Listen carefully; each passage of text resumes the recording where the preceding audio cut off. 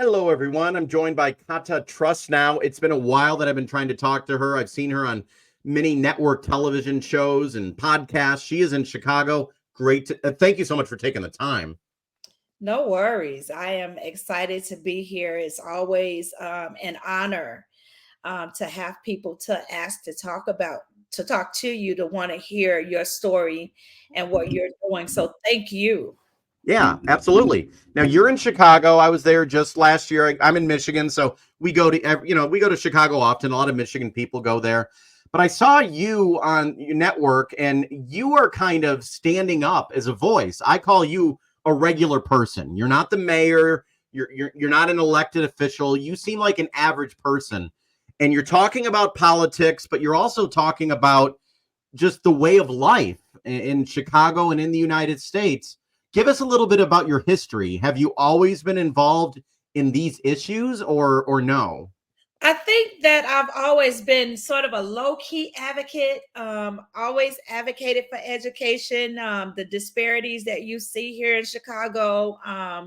I've always had a strong voice in my immediate community. Always been one to stand up and fight for what I believe in. I spent a lot of time as a park advocate, which is kind of where all of this started because, one of the things that we saw, I'm the mother of 5 boys. And so when I started looking for activities and things for my kids to do, I realized that there wasn't a lot out there for them. And so my husband and I got together with some of our neighbors and we started a youth organization. And so what we realized with doing that was that there were disparages in the Chicago Park District. We would go to some of the South Side parks and some of the North Side parks because our children played in a traveling league. And we noticed that the amenities that they had at those parks were so much better than what we had in our community. So I began to go to the park district and say, hey, listen, I work every day. I'm a taxpayer. Why doesn't my park look like parks in other communities?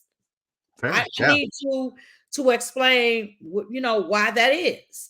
What happens with the revenue, and that's how I got involved in parks, and that's really how this started.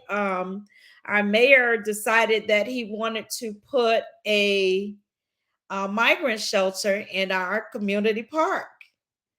There is a large park with swing sets and probably like a baseball field, and it was Baseball, football. okay. So what mayor are we talking about? The current mayor? Our current mayor, Brandon Johnson. Yes. Okay, so it was a park. Would kids use the park? Would they go there? We have full activities. Our seniors use the park.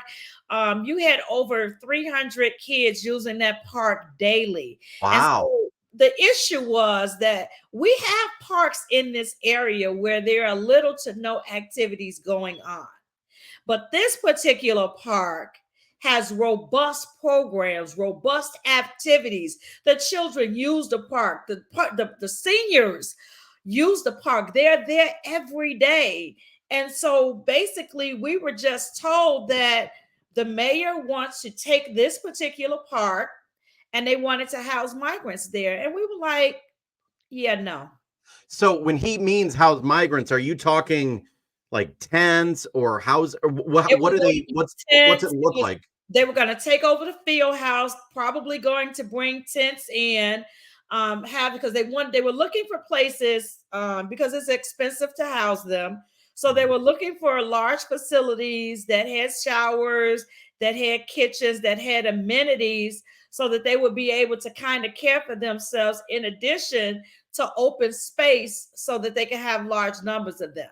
Wow. So you're talking, when you're saying a park, I'm thinking just the grass, but you're talking the park has buildings and thing like a senior center and things. Yes. Okay. Yeah. Wow. Yeah. When did this happen? When did the mayor do this? That happened in late August, early September of 2023. That was when it all started. And you were hearing about it, but you weren't hearing about it like on a national level. CNN never talked about it or anything. But I would hope, were there others like you that spoke up and said, this isn't right? Oh yes, you had Brighton Park, you had the South Shore community. There were several neighborhoods. We were very fortunate, the Austin community, as well as the Brighton Park community, because we started. Well, South Shore actually started first, and they filed a lawsuit, and they were talking about coming to South Shore first, and then it was Austin. And South Shore did come out and they stood up against it, but we went so hard here in Austin. Let me tell you something. My husband and I and some of our neighbors, the coach the person who runs the football league, the senior citizens over at Amerson Park, we got on the phone. We did a phone tree. We started calling people and saying, listen, they're trying to take our parks from us. We need to organize. We need to show up. We need to let them know that this is unacceptable and we're not having it. And so we organized, the city called a meeting. And initially in this meeting, what they were planning to do was to come in to tell us that they were taking our park. This is why we're taking the park. And they were going to probably try to offer us some programs and tell us how it's going to be beneficial to us. I think that was their plan. But they came in, we took over that meeting. We told them, listen, y'all can put y'all little slides up, put your little poster boards up. We don't want to see none of that. We don't want to hear none y'all got to say. This is our park. We pay our taxes. You're not taking our park. You're going to have to find someplace else for them. We are absolutely not going. And let me tell you something. We were prepared to chain ourselves to the doors. We were gonna we were not going without a fight. Wow. We wasn't sure what was gonna happen. So every single night until we heard from a judge, because I end up also going to court and suing the city. And every day, every night, we were on watch because we were under the impression that they were going to just bring these migrants in. They were not going to have a conversation with us. So we had people at the expressway watching, so that if a bus came off the expressway, they would notify us. We would get up there. We were going to have it where they couldn't get off the bus. We were prepared to fight, to go to jail, to do whatever we had to do to protect our crown jewel. And we were not playing with the and it was going to the mayor, saying to him, listen, this is not fair. Wow. It's not fair, and we're not okay with it.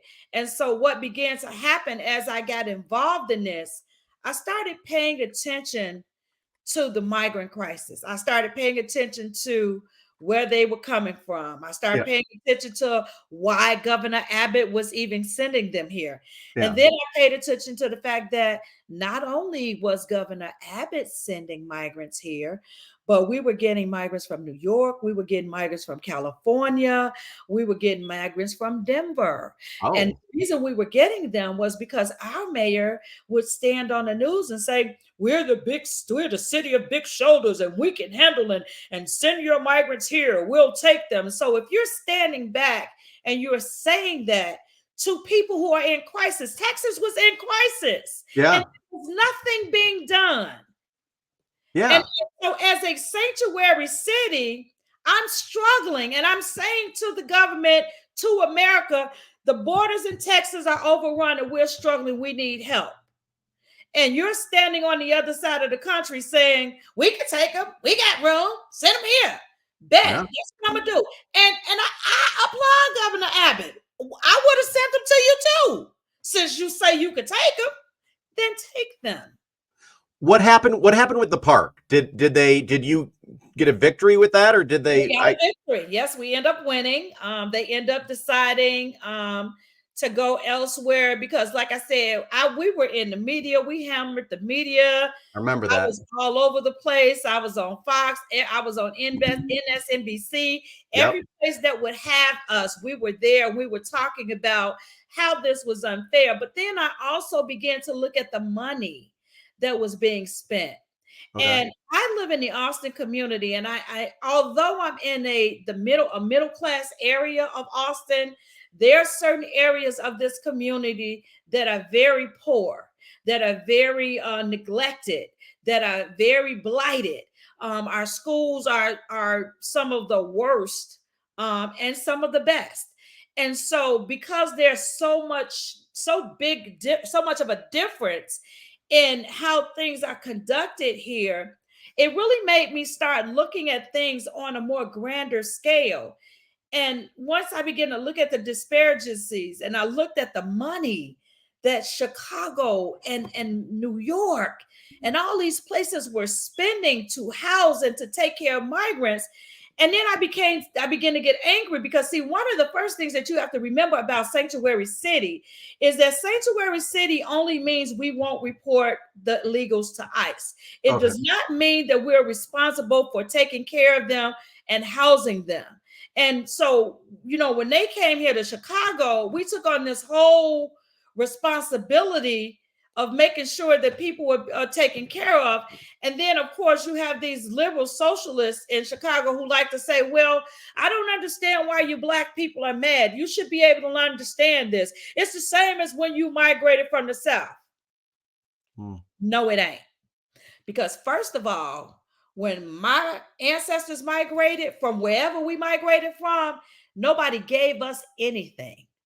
We worked for everything we got. And if we didn't have housing, we slept where we could sleep. Wow. Nobody helped us. We didn't get handouts.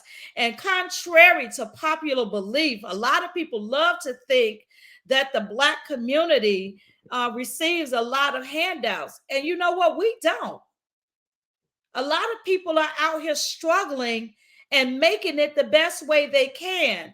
And so it was a slap in the face to see different cities giving out thousands of dollars and giving out housing vouchers and giving out credit cards and giving out cell phones to new arrivals, where we have people here who are suffering. We had a homeless issue here in Chicago before the migrants ever arrived. Yeah, I'm assuming they're probably even before, as in Detroit. And I know someone who's recently homeless. He could not even find a place. I'm assuming in Chicago, before all this happened, it was probably even difficult for homeless people to find a place to stay, even if they, like a shelter or a facility. They were probably even overrun before this happened. They were overrun. No one was really looking at doing anything to deal with it. And a lot of homelessness in the United States has a lot to do with mental illness and drug use. Yes. And all of those are issues that need to be dealt with. Yep. And if you think about the $1 billion that we spent in the city of Chicago this past year to house and take care of migrants, can you imagine what those funds could have done to put together programming, to make schools better, to build communities? They talk about Chicago being a food desert, to bring in grocery stores that people can go to in the communities that they live in. And when you talk about these issues and the fact that there are so many other problems here, there's no money for that. And we just don't have money for this. And we don't have money to make schools better. But you just found $1 billion. Yeah, and I well, you were saying that just now. I went to Google and found an article, and it's shocking because I'll bring it up on the screen. City Council voted to spend $70 million more to care for migrants in Chicago. Now, I want to ask you, and some people might say, and they may accuse you, they may accuse me, you're not saying you are against these people, that you don't wish them harm, but what you're talking about is that there was already a crisis in Chicago. Yes, crime was rampant. Homelessness was rampant. Disinvestment was rampant.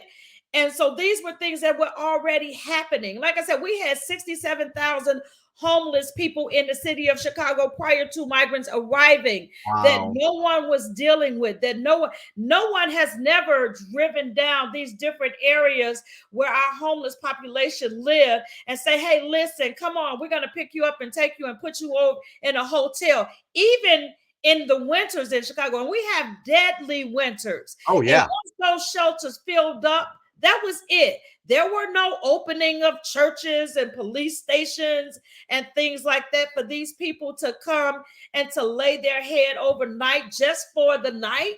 That was not allowed. No, see, your point is, and many others in Chicago, I think they're waking up. If 70 million was voted by council in April of this year to help 70 million, why couldn't that have been done before? That's your point, right? I mean, that's my point. No, wait. And not to mention the fact that, so as you know, our mayor was a former Chicago Teachers Union leader. Oh boy. Yeah. And so the Chicago Teachers Union is right now negotiating a new contract. They've had it sent to Springfield. But listen to this. In that contract, they're asking for housing for migrants. This is in our teachers' contract now. Listen to this. And they're asking for migrant students to receive a stipend of $2,000 a month. Now, not regular, underprivileged, disadvantaged students, because we have them. Oh, yeah. I substitute teach second grade. And if I had $1 for every child who is not a migrant, we had to take 2 lunches so that they could have something to eat at home for later. And you only want to take care of migrant kids like those are the only kids that are suffering in this city? Forgive me for getting emotional, but this is emotional. The average person, and I want to ask you this, the average person would look at this and would think it just doesn't make sense. Are people you talk to, and not people involved in politics, the average person in Chicago, the average, construction worker or whatever, are they waking up to this? Are they feeling like you think it's hitting people finally? You know what? It is hitting people, and it's hitting people because we're talking about it. It's hitting people because we're having honest conversations a lot. And this is not just happening in Chicago. You're seeing this in New York. You're seeing it in California. You're seeing it in Denver. You're seeing it in all of these places where these migrants have been sent. You're seeing it all over. And you're beginning to see people stop and say, wait a minute, hold on.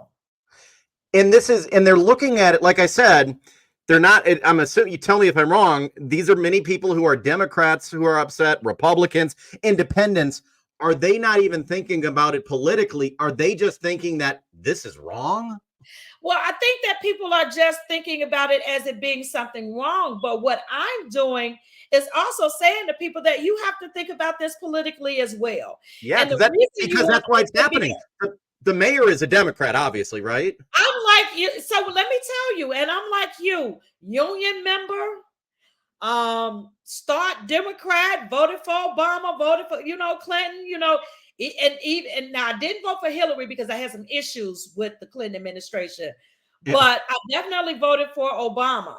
And this situation, when I saw the way that this was being handled, when I found out that President Biden was also flying illegal immigrants into the city of Chicago, when I found out that the borders are basically, for all practical purposes, wide open, and the fact that at any point, although Biden just did it, but he just did it because Black people are talking about it now.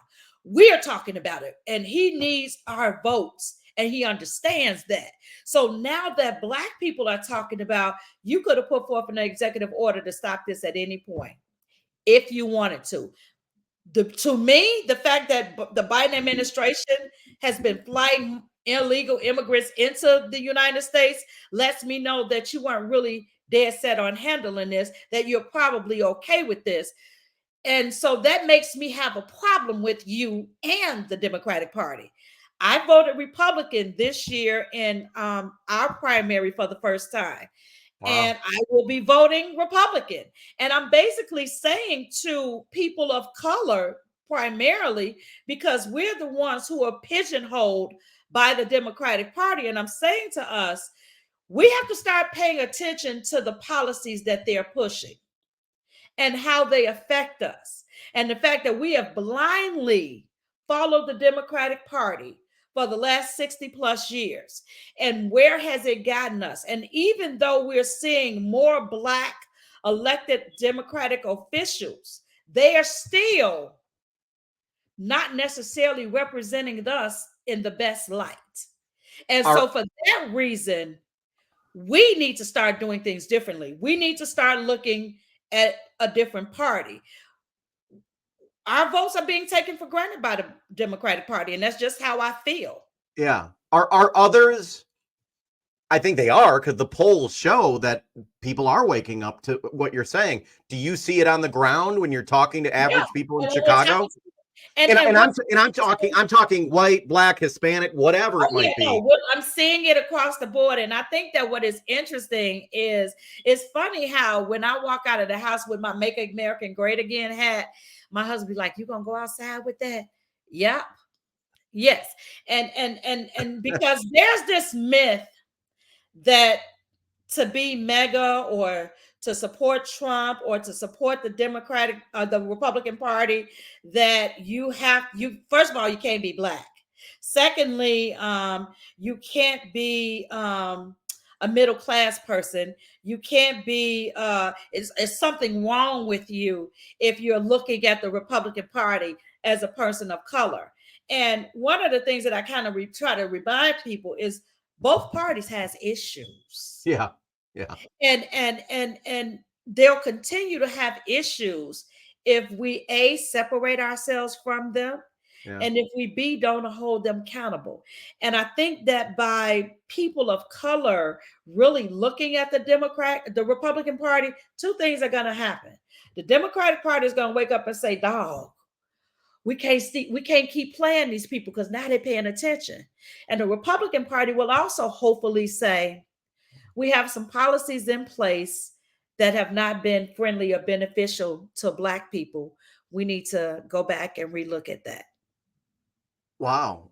Has the Democratic Party, and I know the answer, my dad passed away, but he was a Democrat. I don't think he would recognize the Democrat Party today. Over the years, has it gone more extreme or taken in a different route from when you were a child? When you were a child, when you were growing up, is it a different Democratic Party? Oh, definitely. I mean, these socialist views and I would be remiss if I didn't not just talk about the Republican Party, but talk about religion, because as a Christian, you cannot not deal with the social issues that we are conforming to, things that are not necessarily right, things that are not biblical. Yeah. And how important is that? Because you don't hear about that a lot. How important is that in the Black community? Because you have very religious people who are very set in their beliefs, but you don't hear about that. Is a big deal. It's a big issue, and I think that we have to be reminded about what, as Christians, what the Bible says about not conforming to the world.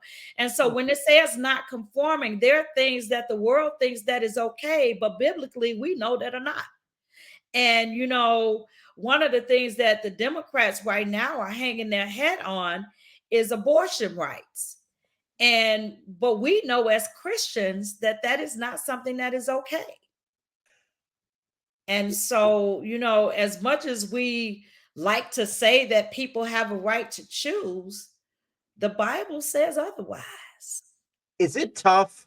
You said your husband, maybe he's a little scared for you walking out and you're being very loud. Like, I've had death threats before from both sides of the aisle, because I'm a journalist and I try to be in the middle and I just try to give information. I'm sure you've had threats or people not happy with you. Is it tough? Is it tough to be you, to be who you are? Is it tough for you or no? I think that it's going to get worse. Really? I do. I think that people are listening, people are paying attention, and as the election gets closer, I do think that it's going to become tougher. However, because I am a Christian and I believe in the power of the Most High God, I believe that God has not given us the spirit of fear, but the spirit of power and a sound mind. And so because of that, I have to continue. And I think that, this is not just a person. I'm not just a person who flipped from Democrat to Republican. I am a person who believes that this is a movement that is necessary. And anytime you are participating in a movement, I think that there's a level of dissension that's going to come with that. But are you seeing more people? Are you seeing more people jumping on board? You were brave enough and the people surrounding you, but are you seeing now more people saying, "Yeah, I really need to step up and speak"? Is it getting better with people coming up, or at least maybe not coming up and speaking? Maybe they will at least vote their feeling their way. And you know what? And that's all I want people to do. A lot of people aren't going to tell you because it's sort of taboo in the Black community to vote Republican. So people aren't going to come out and say it. But another thing I want to do is I want to make it okay for us to say that we're Black and we're Republican. I want people to be okay with being associated with MAGA. And why does it have to be a bad, negative thing? You know what I'm saying? Why does it have to be bad? I also feel that it doesn't have to be as extreme as it is. And I think that as more regular common people come into the fold, it will level it out and it won't be as extreme. And you're talking about not just this year, the future. And talking about the future. I brought it up. I hope the mayor is listening, but this article I just saw, he wants unlimited migration to fix the population loss. Is he not listening to you and a lot of the others in Chicago? Is he just digging in even harder? Well, so here's the thing with our mayor, who basically is being run and controlled by CTU and other socialists who have attached themselves to that. What is CTU? CTU is what? Chicago Teachers Union. So they are ultimate powerful. They are right now. They're ultimate power. At least that's where they're moving. And another goal of mine is basically to make sure that CTU or Chicago Teachers Union doesn't become the NRA. No particular organization, to me, should have more power than the people. It should be about what's best for the children. It should be what's best for with Chicago Teachers Union. Their main focus should be the children. It should be educating children. It should be grooming and bringing up teachers, finding a way to attract teachers. That's their job. This socialist role that they've taken on, no, that's so. What is it? What is it now? What is the Chicago Teachers Union now? What do they stand for? Well, right now they stand for migrants being here in Chicago. They stand for us supporting and taking care of migrants. They stand for abortions. They stand for LGBTQ rights. But shouldn't number one be children? I think, but that wasn't even the top of the list in their contract. If you get a chance, go pull it up and read it. It's really interesting because they're even in the part in the contract. There is a portion in the contract where teachers have a right to recommend children for gender changing surgery. And the parents don't have to be notified, and CTU is raising money to pay for it. Well, and a lot of parents and teachers, even you probably know some teachers who may not agree with that, but the head of the union, they control the money. And they're pushing it. Yeah. Yeah. So one of my last questions, people like you making a difference. What is going to make a difference? Is it literally doing what we are doing right now, just talking about it? We're not only talking about it in social media. Social media is going to be great in this, but you still have a large contingency of people who are not tuned in to social media. So it means us going to the street. It means us showing up at festivals and at fairs and having tables and really boots on the ground, talking to people, letting them know. You would be surprised of how many people aren't watching the news because it's always bad news. And so because it's bad news, people don't tune in. So they're not informed. So we have to find a way to reach people where they are. So you're going to be busy between now. You're one of them. I bet you're going to be. Listen, my plan this summer is to be out, to be in festivals, to set up tables. I am strictly out here, literally talking to people, informing people, letting them know, reminding them, hey, we have a choice. If you don't like what's going on, if you don't like what you see, then I need you to show up at the polls. I need you to vote differently. I need you to help us send a message to the Democratic Party and the Republican Party saying, hey, listen, we're here. And we need you to not only see us, but to help you make this country better for all of us. It takes all of us. There are no little I's and big U's in this. And that's what I'm hearing from you. It's not necessarily a Democrat, Republican. It's about the people. And the people need to hold accountable all the parties, all the officials. That sounds like your mission. It's really about the people coming together. It's about the people. Let me tell you something. Yeah. When you look at what's happening in the Black community and you look at the level of disinvestment, and a lot of it has to do with the fact that we have not invested in each other as people. And so when you don't invest in each other, when you don't invest in your children, when you don't invest in your families, when you don't invest in your communities, you have what we have now. And when this investment has gone on for so long, we have to teach people how to be family. We have to teach people how to be community. We have to teach people that they have a responsibility to be engaged. Yeah. It's more than just politics. It's about bringing back, I'm getting from you, family values, a sense of community. Yes, all of those things play a role. Am I my brother's keeper? You know, what does that mean, really? What does that look like? It's not about race. It's not about color. It's not about ethnicity. It's about human beings. One of the things that the Bible does is it commands us to love.